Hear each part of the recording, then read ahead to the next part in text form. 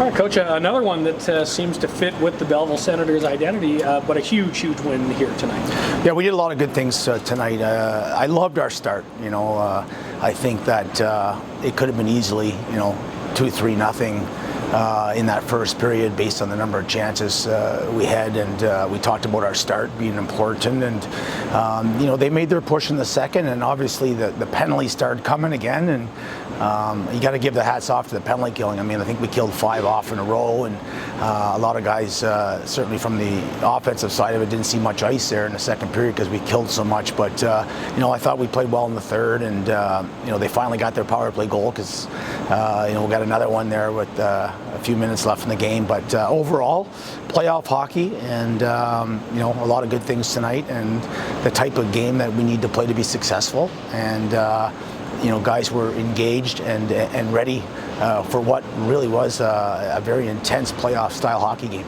This team has had some trouble protecting leads late in games, in this building especially. So when Rochester makes it 2-1, what was kind of the message, and how did you feel your team handled that pressure? I thought the bench was great, and we were just, we got 5 minutes left, or 6 minutes, 6:07 I believe, and cut the bench down a little bit. I thought we did a great job through the neutral zone. Our neutral zone forecheck was fantastic, and we had a number of stops to not allow them to set up. And then obviously when they got the goalie out, you're gonna, it's organized chaos, as I like to say. So we had a number of shot blocks. Hetherington was awesome, Agazino, and again, Gus was excellent tonight.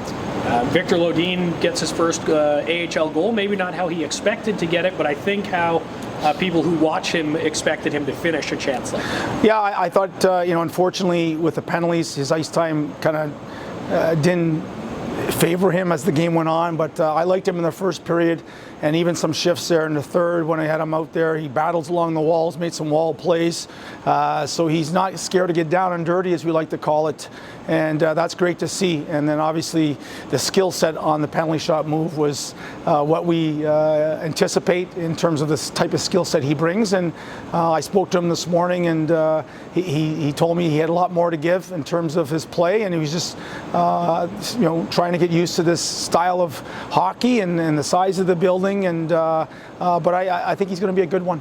You had a timely power play goal as well that makes a big difference. And we talked in the second intermission. The penalty kill was phenomenal in the second, 5 straight kills, and we tweaked the power play units a little bit, went back to what we had 2-3 weeks ago, and it paid off. That was a huge goal as well. So it was nice to get that from the power play, because at the end of the day, we had some looks there on that 4-on-3, 5-on-3, and we just couldn't connect. But otherwise, a very important goal, and ends up being the winning goal. And you mentioned Gus was solid again. Any thought about tomorrow's game as far as lineup and goaltending goes? Yeah, I mean, we're not going to switch the lineup in terms of forwards and D unless there's an injury or a recall to Ottawa.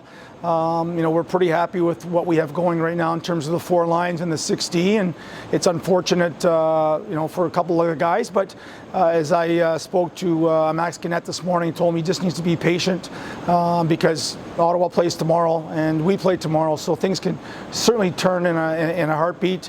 And we're going to ride Gus. There's no other choice because every game is a must-win, and I thought he was dialed in again tonight. And much like the Hartford game, he was square to the puck, and everything was hitting him. And as I've said a number of times, I've been behind the bench with a lot of Gus's starts, so I know when he's on and when he's not on. And tonight he was very, very sharp.